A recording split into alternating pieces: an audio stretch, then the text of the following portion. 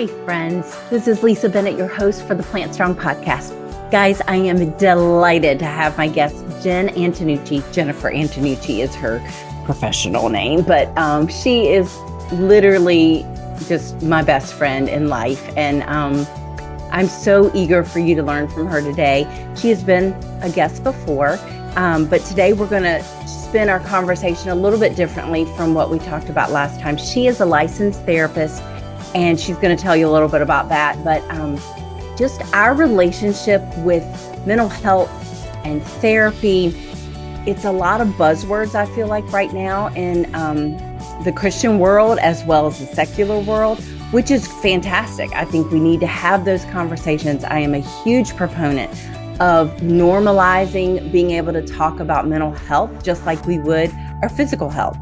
But with that, there comes some tricky spaces of muddy water with so-called experts who are on maybe your social media feed, or you're hearing somebody on an interview on TV, or you're seeing a documentary, and not all of the information coming at us is whole and vetted and researched. And so I feel so strongly, as you know, if you have listened to us ever around here, about the beauty of these conversations and fighting for our mental health, and just having better language around that as kind of the Big C church.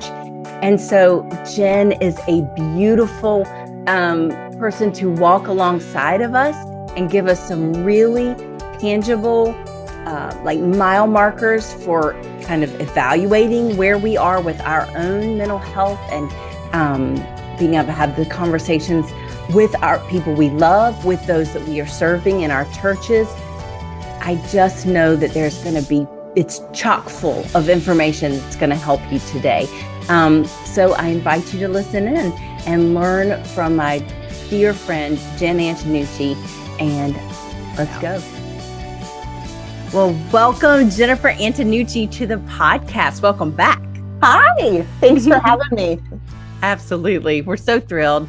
And guys, just to let you know, that will be the last time you hear me call her Jennifer, because she is Jen to me. So, but her professional name is Jennifer. So, oh my goodness. I just love the conversation that we're going to have today, and not because it's full of easy breezy stuff, but because I believe so much in the power of therapy and counseling. And I want to celebrate, first of all, that I think the Big C church is getting better in the area of talking about the importance of mental health.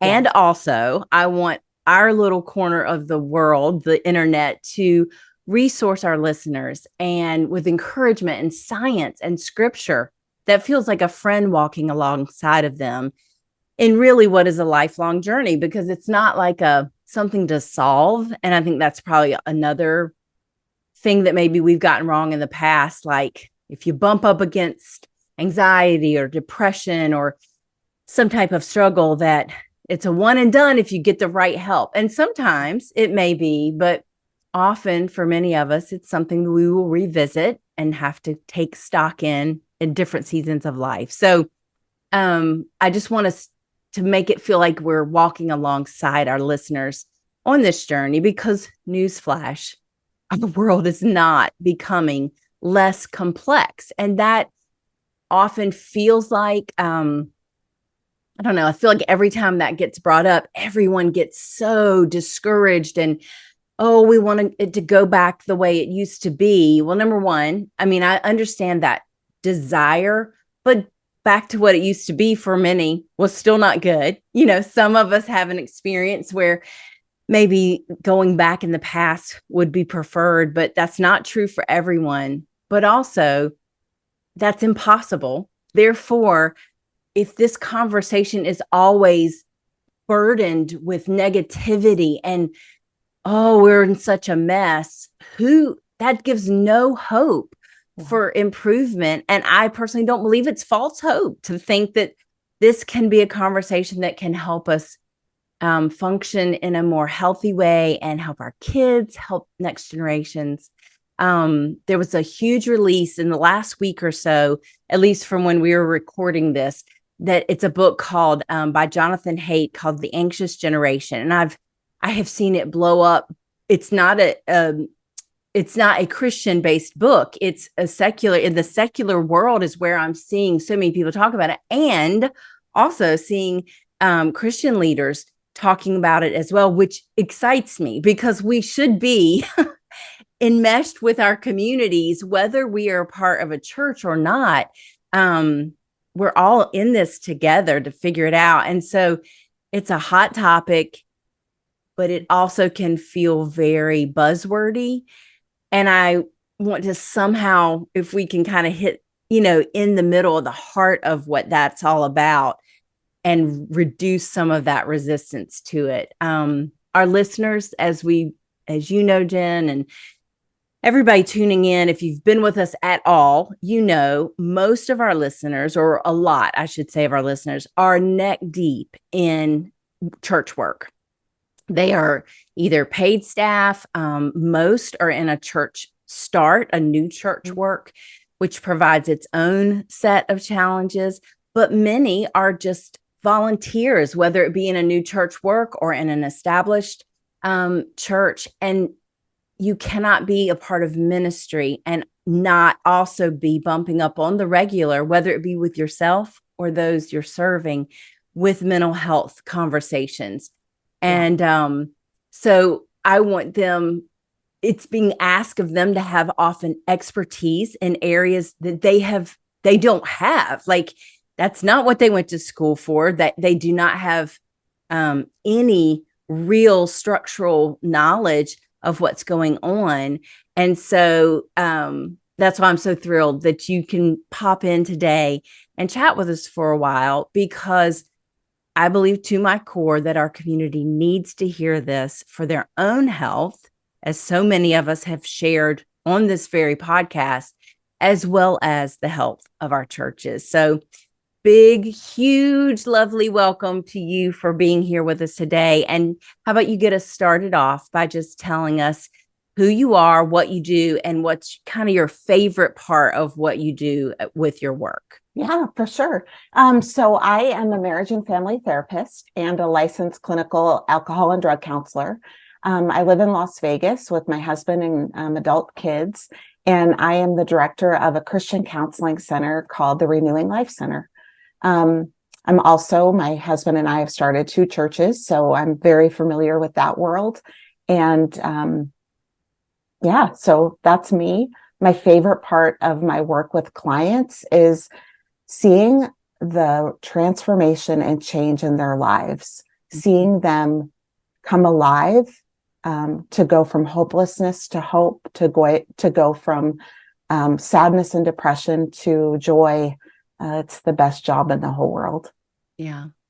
And I love hearing you say that, because I think sometimes the people that push back against therapy and professional intervention in those spaces think, well, is it really even doing any good? Is change even possible? And you contend this is what you do for your life. And yes, you do see lasting change. Mm-hmm. Yeah. Lasting. That's so great. So, what of another, just a little tidbit, is there a scripture or a couple scriptures that kind of ground you, that have been your kind of personal, not mantra, but like, what is it that you kind of personally stand on scripturally with your work? Yeah. So I'll give you a little backstory on me. I didn't grow up as a Christian. I grew up, I went to Catholic church with my mom. My dad was an atheist, and felt for most of my life depressed. Just wasn't like super sure what life was about. I had a very loving and supportive family, but was confused about God and confused about all of it.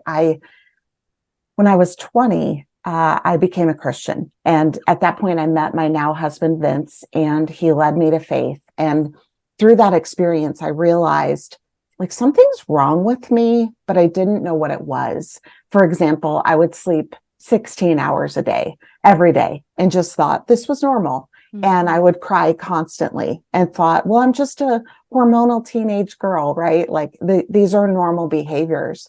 But through meeting Jesus and and really for the first time encountering him and his love. And I think Vince's loving kindness in really helping me see things like, Jen, this is weird. Like, people don't live like this. Those two things really helped me to understand and to see, probably for the first time, that like, I'm not okay.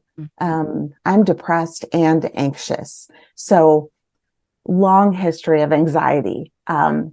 Just a few little snippets. When you think about anxiety, that's the fear of, I'm not safe. I'm not okay. And I had never felt safe.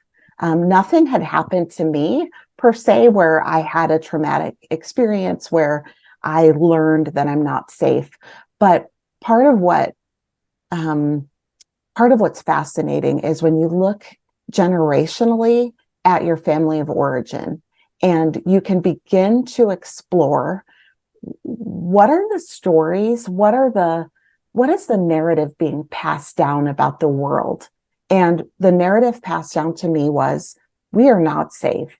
For an example, my aunt died tragically at the age of, I think she was 19. And that story followed me throughout my life and my family's life, and really led to a lot of my anxiety issues. So that's my dad's family. My mom's mother was so filled with anxiety that she turned off her hot water heater because one of her friends' hot water heater had blown up. And so she lived a paralyzed life with literally no hot water in her house for years. And that's kind of the history of me. So I've got depression, I've got anxiety. Some of it's internal, some of it's learned, some of it's generational. But either way, I'm 20 years old and I'm like, I'm a mess. And I'm meeting Jesus for the first time. And I realized very quickly that I don't have to live this way and that something's wrong. And so my life verse for depression is Psalm 40, verses 1-3. It says, I waited patiently for the Lord to help me, and he turned to me and heard my cry. He lifted me out of the pit of despair, out of the mud and mire. He set my feet on solid ground and steadied me as I walked along. He has given me a new song to sing, a hymn of praise to our God. Many will see what he has done and be amazed. They will put their trust in the Lord. So that is the verse that has formed and shaped me. I kind of visualize God like I'm in this pit and God just reaches down. Well, first of all, he hears me. He's like, Jen, are you okay? And I'm like, no, I'm not hey, girl, okay. what's wrong? Exactly. And then he's like, let me pick you out, put you on a firm foundation, give you a new song, a ministry, all of this. So that's for depression. For anxiety, my core life verse is Psalm 46:10. Be still and know that I am God. And in essence, it's God saying, Jen, calm down. It's okay. Be still. I got you. It's going to be okay. So those are my two kind of life verses for me personally and for me in my ministry. That's so good. Oh my gosh. Yes. Oh, I just hearing you read the scripture, because my struggles with depression, which wasn't even on my radar till I was like, I don't know. I can't even remember. Was I 38, something like that? And it was just like, but there is no more accurate, in my opinion, someone else may have a different opinion, but of being in a pit. Yeah, like you're in a pit and you cannot crawl out. And I have heard people, person after person that battles with depression, to say that very thing. And I find it so fascinating that that's the word that was translated. That seems to be the word that was meant when those scriptures were written. And it's like, we've been doing this for thousands of years and God's been pulling us out for that. It's not new. No. It's not a fad. It's not woo-woo language. It's David. Have you read Psalms? Exactly. It's just like, So I really appreciate you sharing that very personal part. I also want to circle back to what you said, which is obviously we're not diving into it, but the part you talked about generational and the impact that things can have in our life that actually can become like cellular. Like it really becomes a part of who we are.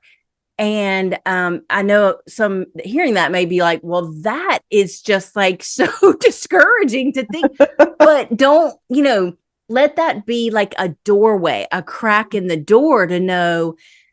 Because if some of it just doesn't make sense, you're like, from my experience of my life, what I can see, none of this makes sense why I feel this way. And it very well may never have meant to be, because it's not about what has happened in your 25 or 30 years or what. It could be much bigger picture than that. And again, just a little nudge of encouragement to go talk to somebody that can help you unpack all of that. For sure. It's a big picture. When we say big picture, we mean big picture. Yes, we do. Yeah. Okay. And to also kind of piggyback on that. So when I think about people, for all of us, I'll just talk about myself here. Yeah. You've got to do a little Scooby-Doo investigating. Like, what is going on? What is happening? And what does it look like to find solutions? So I'll give you a quick example. So like I mentioned, my aunt died tragically with her and her fiance. They had gotten engaged and they died in a car at a park. The car was broken and they died from carbon monoxide poisoning. So they were just hanging out at the park and they died. Tragic, destroyed my family. So my son just recently got married, and he, like 3 weeks ago, maybe got married. I was almost paralyzed in fear because of the thought that he was going to die like my aunt. And I didn't understand what was happening, except I did, right? Like that 3:00 wake up where you're just like, oh no, God, what do I do? Help. That 3:00, I've lost my faith. I don't know what to do. God, I'm so scared. Is he going to die? Is Dawson going to die like Diana? Is this just a story of my family repeating itself over and over? And so that's what it looks like and feels like. But if you haven't, so not only am I a therapist, but I've been in therapy for years and years. And so I've worked through these issues where even though I'm hurting and even though I'm afraid, I understand where it's coming from. And I can journal and pray specifically. Okay, God, just because this happened to my aunt doesn't mean that it's going to happen to my son. But I'm going to be honest with you. I struggled all up until the wedding because of that core belief that we're not safe. Can God protect them? Yes. Will he?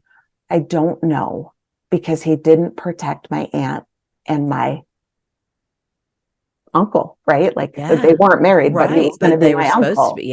And that happened at the most beautiful and joyous time of their life when they were supposed to get married. And so that's what it looks like. But I had to do some Scooby-Doo work to understand, why am I freaking out? Like, what is going on with me? And it was like, oh, this makes sense. And I love what you say. Like, the more you do this work, the quicker your freedom to do the work. Like, if you're not used to doing the work, it feels crazy town, because you're like, it's this thing. Your story. It is the wedding. I am here. I see my people. Like, practically, I'm observing this, but you have a built-in valve that goes, here's your permission to dig deeper, without feeling like that makes you overreacting or a drama queen, which again, these words, and maybe it's not for everybody, but I hear it in my head because I grew up in a space of you work hard, you pray hard. We don't really need help. We don't, because like we kind of know pastors and we are hard workers and we pull ourselves up by our bootstraps. Again, most of it probably just internalized by me, not even intentionally given by any of my elders in my family or, community. But the permission to do the work. Yeah. And that's a great visual. The Scooby Doo. Like, exactly. Let's just get that mystery machine and figure it out. Totally. Yes. Yeah. That's really good. That's good. So, so to get us kind of into a space thinking specifically of our people working in churches and whether it be their stuff or stuff that they're carrying with their people. So we kind of we've talked on this episode or on the podcast before about like red flags and kind of what to look for. So I'm going to kind of today assume we know what some red flags are. But when do we know the difference between, okay, I could journal now. I've got some habits, I've got some practices that have worked for me before. Are there a couple things that might be in place that you would go, okay, journaling's not going to cut it this time. Like this is not going to be enough. Do you have any insight on that? Totally. Yes. What you're looking for is when you used to be able to do things, think a certain way, feel a certain way, and you don't or can't anymore. And so the more in tune we are with ourselves, the better. But for all of us, like we know when something's off, and being aware of it, being honest about it, and figuring it out is really important.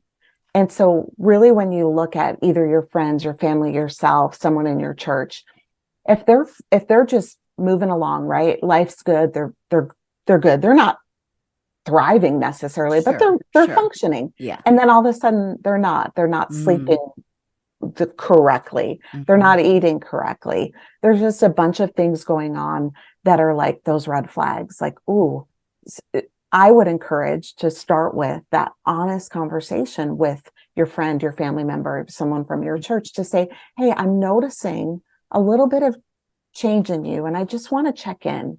Again, not accusatory, not like, hey, get it together. But it's kind of like what Vince did with me, which was that graciousness, like, hey, I'm worried about you. That loving connection. Yeah. And then for the person who is being, who's now in this relationship. So I'm saying to you, hey, I don't think you're okay. And then the person says, you know what, I'm not okay. Some issues we can deal with on our own, but some we can't. Yeah. And it's at that point when you need to refer out. If there's any suicidal ideation going on, you need to give them help. If there's self-harm, abuse, trauma, those are all things where you really need to get them the help of the therapist.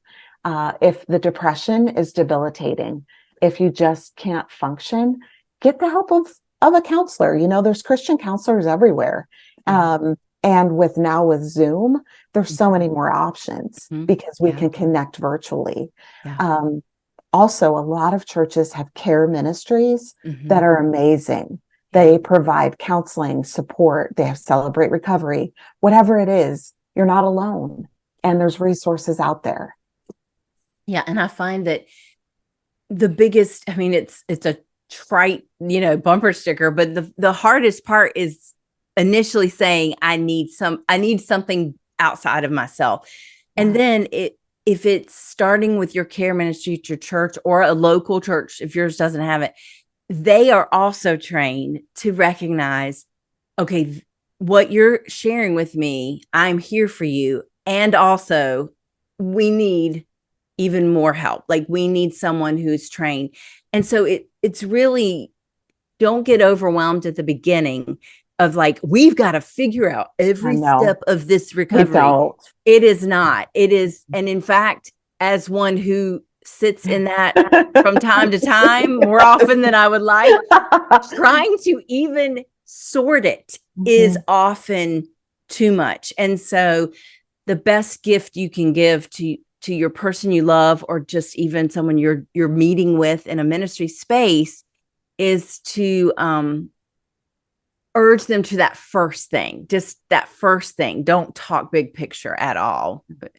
Would you feel like that's right? For sure. Yeah. What if you get you don't have to someone, figure it out. yeah. And what if it's with someone that, you feel that they're resistant and they're going that this is way out of their range of what they've experienced. And they're just like, no, only these certain people go to that, have that, or it's bunk all the way around. Yeah. Kind of what is a response there? I mean, I know we can't make them. So what's a loving response? Yeah, it's hard. It's one of the frustrating things for me about the Christian culture is that there is this negative perception that therapy is either only for crazy people or that it's for people with weak faith who can't figure it out with God. I'm not close enough to figure it out with God.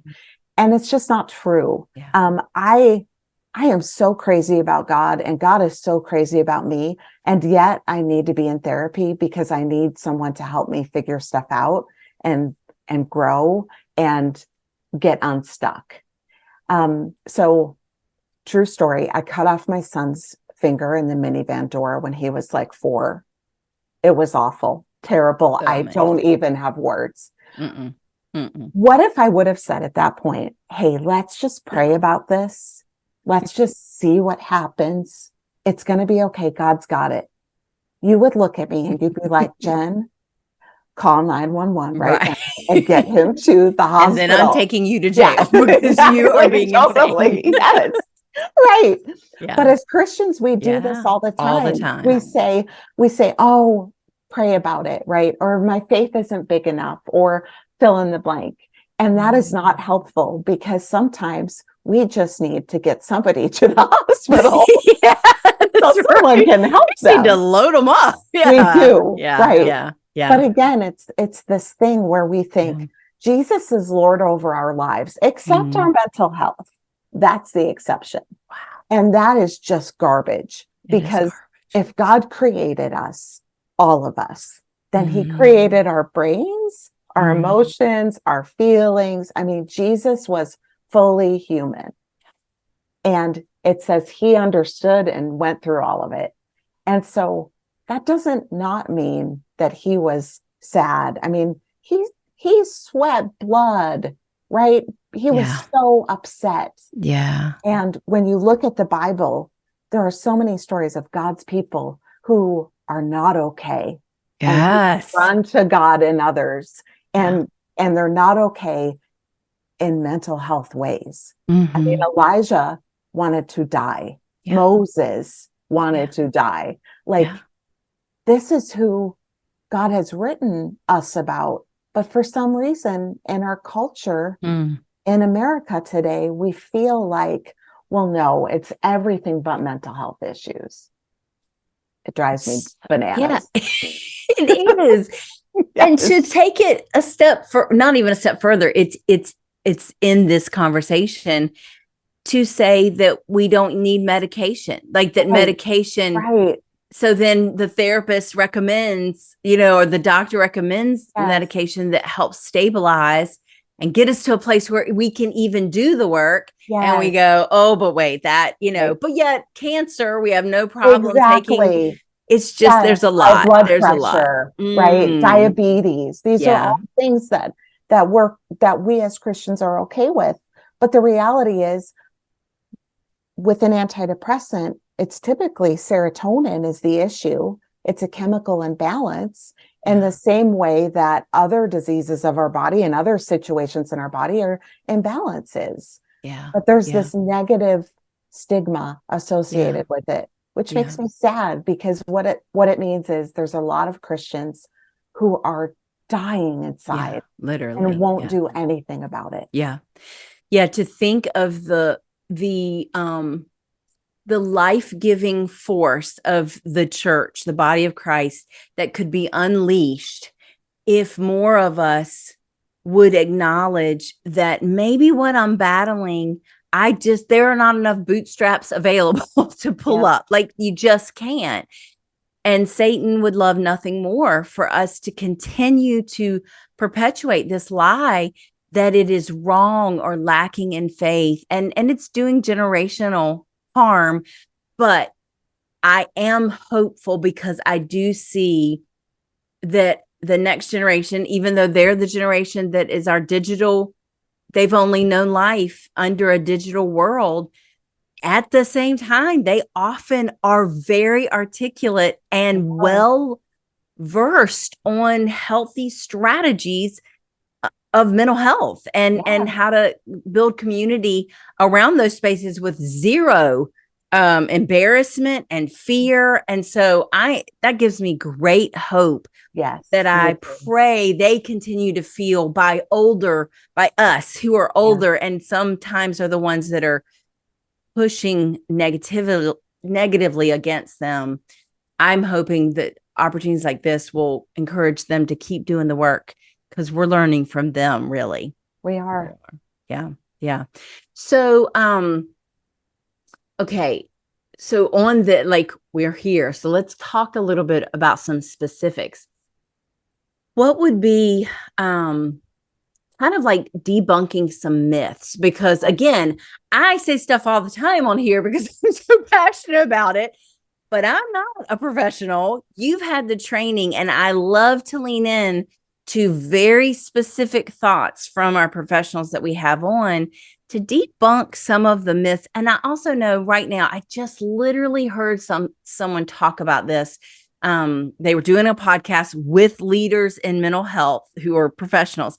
And they were like, and this was in a secular environment. And they were like, so the TikTok neuro dude train that's going right now, everybody thinking they're a professional when they're not, and spouting off all this information in these little time capsule or like nuggets of TikTok, is actually fighting against us again, because it sounds scientific and it's claiming to be, but then maybe it has actually no science basis. So I would love for you to just give us, 2 or 3, some myths that you can debunk here to kind of get us back on path of maybe a flood of information. So there's the group that doesn't want to talk about this. And then there's another group who kind of like sits in it and talks about it a lot, but maybe isn't being educated in specific ways. So help us out a little bit in that arena.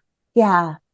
So with anything, too far here and too far here are usually both not good. So really what you're looking for is balance in the middle.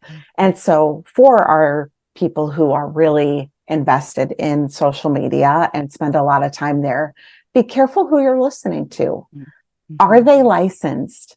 Do they have credentials? If not, I'm not saying that they don't have good things to say, of course, but be careful. We've got to guard ourselves from bad teaching, from false teaching, from whatever it is, whether it's biblical teaching or if we're talking about mental health issues or even doctors, so there's so much information out there that you have to really be careful about who you're listening to.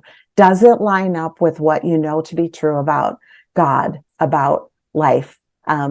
What is being said? For mental health issues, everything you need to know is in what's called the DSM-5. And so if it's not in the DSM-5 at this point, it's probably not a thing. Like with the DSM-5, you have to meet criteria. Like, for example, narcissism. It's a huge word, right? Like everybody's like, I'm married to a narcissist. I think, am I a narcissist? What it is, it all started from TikTok. And so the real meat of narcissism, if you're looking for definitions and criteria, it's in the DSM-5. If you don't meet the criteria, you might have narcissistic traits, because we all do. We're all selfish. Sure. But to say that someone has like narcissistic personality disorder would be insane. It's such a small amount of the population that would actually meet that criteria. So do research. There are so many great resources out there, especially because we're talking about Christians. And I'm not saying only listen to Christian counselors and therapists and doctors. No, of course not. But it would be cool. Yeah. Yeah. To have a wide breadth. So Yeah. like when you think about, okay, who's got really good things to say? Dr. Daniel Amen at the Amen clinics, he has great things to say. Dr. Carolyn Leaf, amazing things to say about brain and just all the different issues going on. And they're both Christians. And so that's super helpful. For me right now, I am looking at and really diving into Mike Foster. He has this new book called The Seven Primal Questions. Fantastic. Steve Cuss has great stuff on leadership anxiety. Yeah. And so there's just so many resources out there. Just be careful. Make Yeah. sure they're vetted. Make sure they're good, solid teachings, and make sure that the DSM is the roadmap, because that's what matters. That's super helpful. We literally were just talking to a friend a couple days ago at breakfast. Jeff and I went, and he is a therapist, and he was trained. He's got all the credentials, and I've never heard that. I've never heard reference the DSM. I'm sure I did way back in school, but I haven't in recent years. And he was referencing that. He was like, this is it. This is the thing that, we got to keep it focused and not let all the words and all the information that can be overwhelming. And many of you that are listening, you don't care about any of that. That's not going to be helpful for you. But I know that a certain age and under, you are being exposed on the regular to very, it's to language and words that carry a lot of weight. And if we don't have the training and the research on it, we could be using them in ways that are not helpful and are actually hurting. And on that note, can we just, I know, again, it feels like it's so ridiculous to just kind of dip your toe in these things, but the word trauma.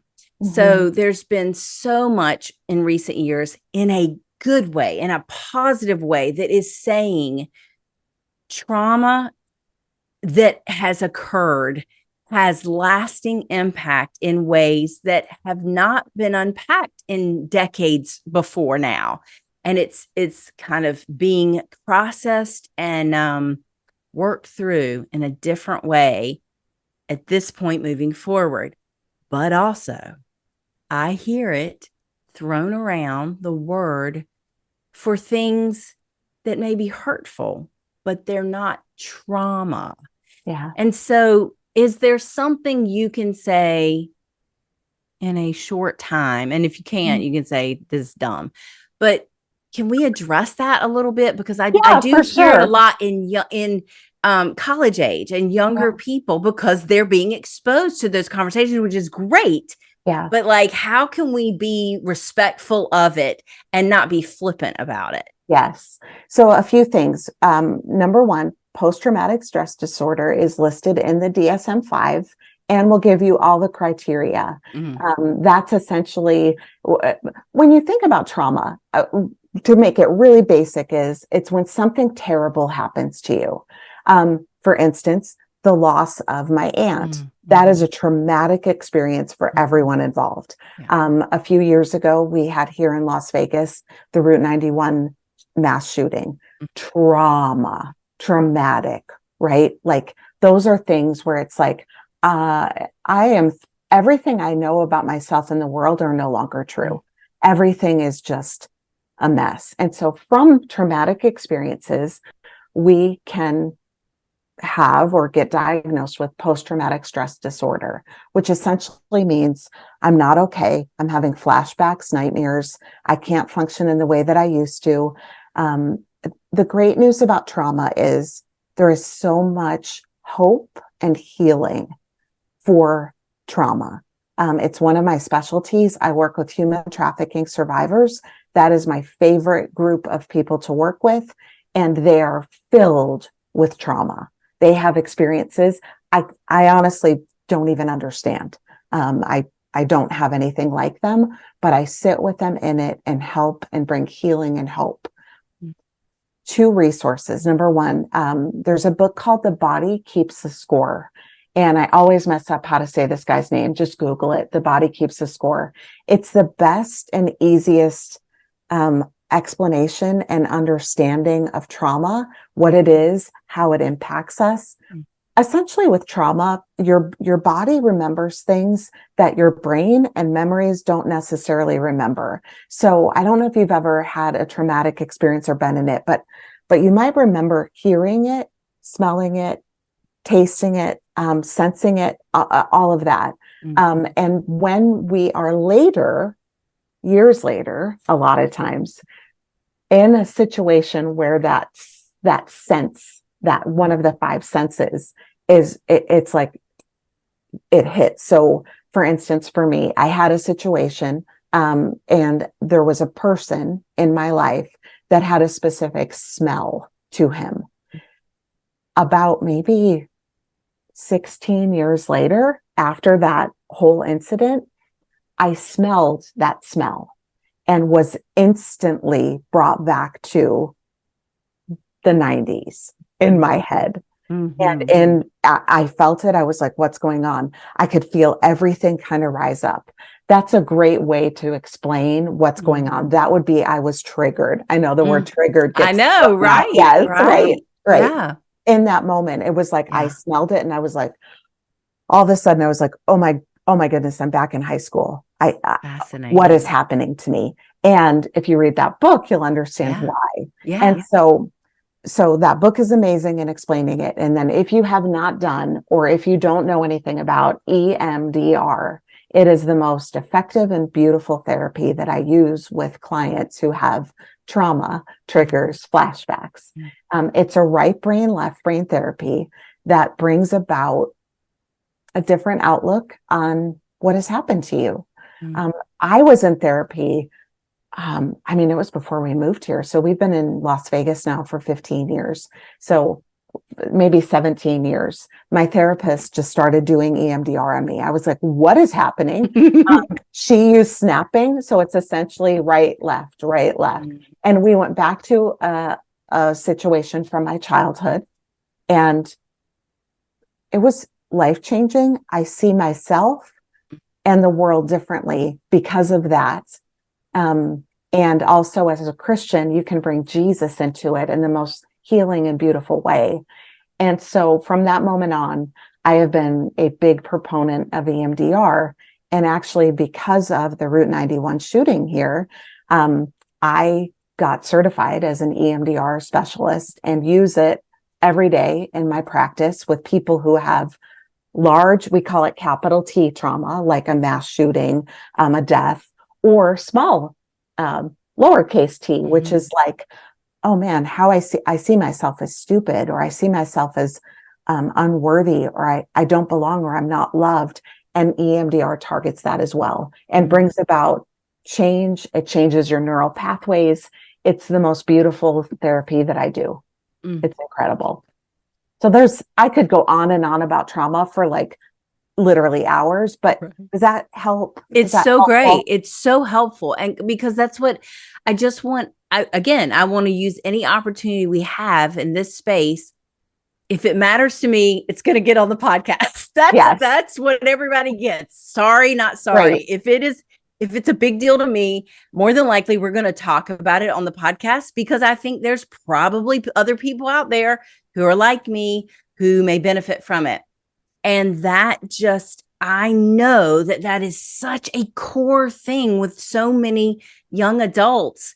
Yeah. And it's real. Like, I'm not saying that they talk about it because they think it's cool and it's not real. It is. There's stuff that they've gone through. And I just think if we could all be a little more compassionate to know it is valid you may not see it. Someone's talking to you, a young person, a young adult in your family is talking about trauma, and you just want to blow it off and be like, oh my goodness, everybody's talking about trauma. But there's still, it's still a thing for them. Even if there's actually no even big T or little t, if they do the work and they find that's not that, they're still hurting. Yeah. But my guess is there is at the minimal little t trauma that they are battling. Yeah. And how is it helpful for us to blow anybody off? Right. Even if at the end of the day, once all the work is done, it didn't land in any category of that, it's still not helpful to say, to blow them off.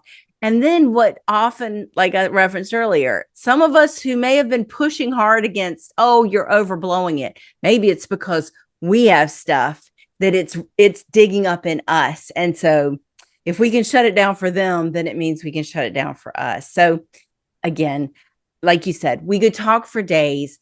That's not maybe the most helpful to talk for an extended, longer time. But I do think there's such value in you saying what you just did. It just helps us bring it down. It's like a funnel. I feel like every time I talk to you, it helps bring down these bigger ideas into something that we can manageably think about or talk to someone about. Because sometimes it just feels like it's all swirling and not helpful. So that's so helpful.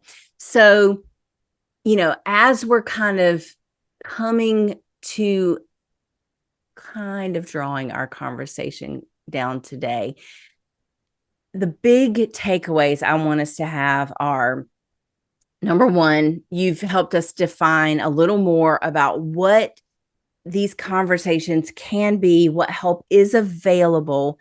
To me, the bigger piece, even of all of it, is hearing you, who is a professional who's been doing this for years, say, no, do not blow this off. There is life change happening. It's not just people going to therapy forever and never, just like recirculating the same stories. If that's what you think therapy is, I just invite you into opening up your heart and mind to it being more than that, because I've lived it.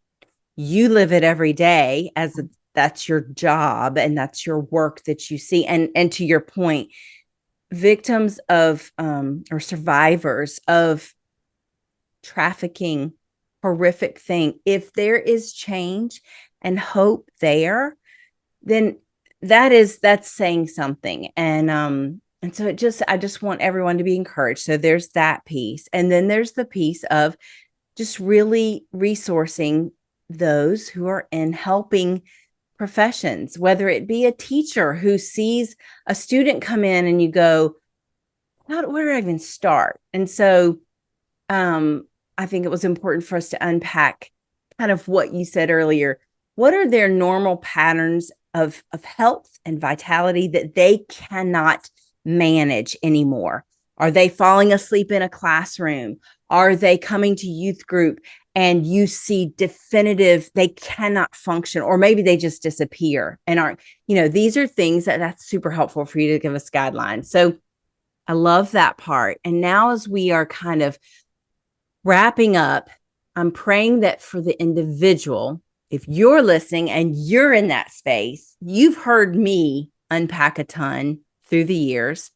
Jen's been on here before where we talked about the difference between kind of loneliness and feeling kind of struggling, and then knowing, there's something more here that I need to get help with. So I hope you hear that. But kind of as our last thing, how can we be a safe person for those who maybe are struggling, or we're going to inevitably come across people who are struggling? How can we show up well? What does that even mean? What does that look like? Yeah, I think showing up well means I am showing up with love and care and compassion, kind of the way Jesus would, right? Like I care about you. I love you. I'm concerned about you. I'm here for you. What do you need? Mm-hmm. And a lot of times people show up thinking, number one, I have to fix this problem, which they don't. Or number two, I'm not qualified to help, which actually you aren't. You don't need to fix or solve anything. You're not qualified. Right. But as a friend, as a pastor, as a student ministry leader, that you're just called to love, to pray. So it's showing up with grace and kindness, prayed up, and as much as possible for it not to be about you, but about them. Okay, what do you need? How can I help? That's the biggest thing. Show up, ask questions, be kind. Don't judge, don't assume. It's Yeah. the best way to show up for anybody, for all of us. Yeah. And I have the privilege of being your in real life friend. And so I've Yes. seen it from you. You excel at this, and you've modeled it for so many of us, even through our friendships. But I really had a tendency to feel like if I went into a space, I had to have answers, or I had to have at least a suggestion. And you just helped me understand that is actually the last thing. Yes, some people, I mean, you're struggling. So you would love it if somebody came in and went, here is the answer to all your, but that doesn't even exist. No. So to even feel the pressure to say anything is often, that's the last thing they want. And it really took me a while, and you just modeled that so graciously. And so I know that listeners are going to they're going to feel that deeply. Like, gosh, can I really show up in a space, especially if I'm on a staff in a ministry space? Can I show up and have nothing to offer them other than my presence? And the answers are resounding yes. Yes. Absolutely. And you can pray for them. It's essentially you cutting a hole in the roof and dropping your friend down to Jesus and saying, help my friend, Yes. right? Like there's nothing better you can do for your friend than to bring your friend to Jesus through prayer, through all of that. Yeah. It's you don't have to solve it all. Yeah. It's okay. Yeah, it really is.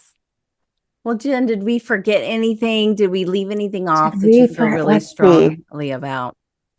Here is what I want to say. As a person who has struggled with depression and anxiety, I will tell you, I am better, but I am not healed. And to be completely honest with you, I am so grateful that God did not heal me from that. And here's why. My relationship with God is everything to me. And God and I have been on so many journeys and experiences, and we have just lived so much, a lot of which are through those valleys. I wouldn't trade him for the whole world. I hated him, right? I lost my dad, like I mentioned. He's an atheist. He died an atheist. He literally kicked the chaplain out of the room and told me to stop talking to him about God. I walked through that, and it was one of the worst months of my life, but also one of the best. I had experiences with Jesus that I would not have had I not gone through that. Like I've said, my anxiety, I can be paralyzed. And yet I am so grateful for it, because I have such a rhythm with Jesus now that when I am freaking out, which I am often freaking out, okay, I do my deep breathing. In my head, I picture me and Jesus on the boat in the Sea of Galilee, and he has just got me. I have verses that I have memorized. And so without those experiences, I would miss out on a relationship with Jesus. And so that is true for all of us who are hurting. Often we run away from God because we blame him and we're angry, which I totally understand, have been there. Sure. But if we run toward him, it makes it all worthwhile. It's beautiful. It's reparative. It's restorative. And I just don't want anybody to miss that. And so I'm so grateful for my anxiety and depression that I wasn't healed. Sometimes he heals, but more than likely he doesn't, because he wants us. He wants us. I think from God's perspective, those are his favorite moments with me. And so I just don't want people to miss that. And then one other quick thing, if you have tried therapy before and it didn't work, it didn't feel right, please don't give up. Please try a different therapist. Yep. Please don't give up. Yeah. That's so true. I've had one that, a great person, but I just knew, and thankfully I had the freedom and the permission from my experiences to know that wasn't a failure of the thing. It was we're all people, and sometimes you don't mesh, and that's a really good reminder. Thank you for that, because that's important. Yeah. Well, Jen, there's nothing else I have to say. That is the most beautiful way to end this, and I love it, and I love you, and I'm so grateful for the work that you do. Thank you. And then I'm desperately thankful that you are my bestie. Yes. So thanks for being with us today. Thank you so much for having me. Thanks for listening to the Plant Strong podcast. Plant Strong is part of the Stadia podcast network. To find more great podcasts and to see how Stadia can help you start thriving, growing, multiplying churches for the next generation, be sure to check out stadia.org/podcasts.